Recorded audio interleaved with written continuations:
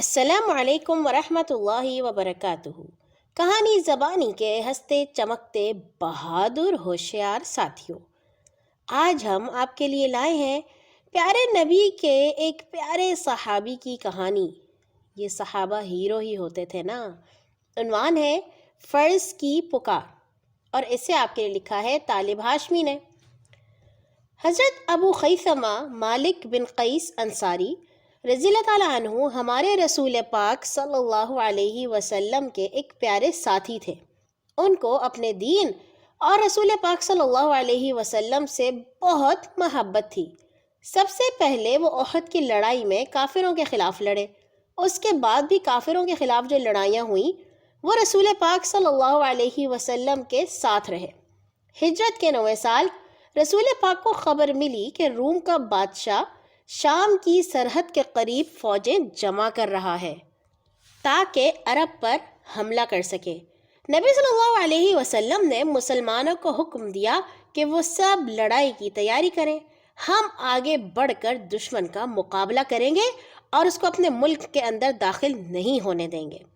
ان دنوں بارش نہ ہونے کی وجہ سے قہر کی گرمی پڑ رہی تھی اور لوگوں کا برا حال تھا۔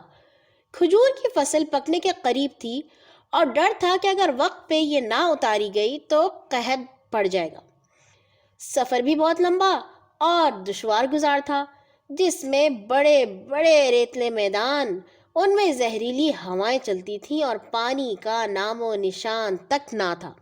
مسلمانوں کو ان تکلیفوں کا پورا اندازہ تھا، لیکن رسول پاک صلی اللہ علیہ وسلم کا حکم سنتے ہی سب لڑائی کے سامان کی فکر میں لگ گئے۔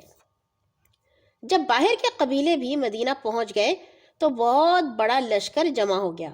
اتنے بڑے لشکر کے لیے خوراک، ہتھیاروں اور سواریوں کا انتظام کرنے کے لیے مدینہ کے مسلمانوں نے دل کھول کر چندہ دیا۔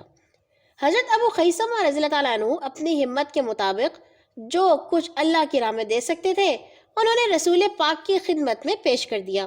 مگر جب لشکر مدینہ سے روانہ ہونے لگا تو وہ کسی وجہ سے لشکر میں شریک نہ ہو سکے، اور رسول پاک صلی اللہ علیہ وسلم 30,000 بہادروں کے ساتھ تبوک کی طرف روانہ ہو گئے، جو شام کی سرحد کے قریب ایک قصبہ تھا۔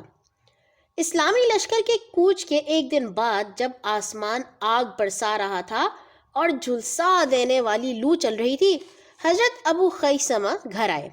ان کی 2 بیویاں تھیں اور دونوں نے اپنے اپنے کمروں میں پانی کا اتنا چھڑکاؤ کیا ہوا تھا کہ وہ ٹھنڈے ہو گئے تھے۔ ساتھ ہی انہوں نے ٹھنڈے پانی اور مزیدار کھانوں کا انتظام بھی کر رکھا تھا۔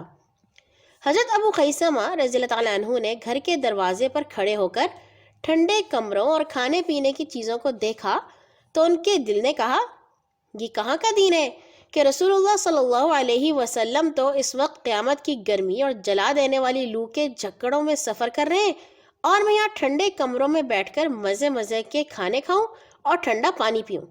خدا کی قسم ایسا ہرگز نہ ہوگا۔ میرا فرض مجھے پکار رہا ہے کہ رسول اللہ کی خدمت میں پہنچ کر جہاد میں شریک ہو جاؤں۔ اگر خیریت سے واپس آ گئے تو ان نعمتوں سے فائدہ اٹھا لینا، اور اگر شہید ہو گئے تو 1000 گنا بہتر نعمتیں جنت میں مل جائیں گی۔ یہ سوچ کر انہیں راستے میں کام آنے والا سامان لیا اور ایک اونٹ پر سوار ہو کر اکیلے ہی تبوک کی طرف چل پڑے۔ 10 دن کے سخت تکلیف دینے والے سفر کے بعد وہ تبوک کے قریب جا پہنچے، جہاں اسلامی لشکر نے پڑاؤ ڈال رکھا تھا۔ پڑاؤ میں داخل ہو کر وہ اونٹ سے اترے اور فوراً رسول پاک صلی اللہ علیہ وسلم کی خدمت میں حاضر ہو کر سلام عرض کیا اور پھر سارا واقعہ سنایا۔ نبی صلی اللہ علیہ وسلم ان کے ایمانی جذبے کا حال سن کر بہت خوش ہوئے اور ان کے لیے خیر اور برکت کی دعا فرمائی۔ یہاں ہوئی ہماری آج کی کہانی ختم۔ کل آئیں گے انشاءاللہ ایک اور نئی کہانی کے ساتھ۔ اللہ تعالیٰ سے دعا ہے وہ بھی ہمارے دلوں میں ایمان کو اتنا ہی پکا اور مضبوط کر دے۔ آمین۔ اللہ حافظ۔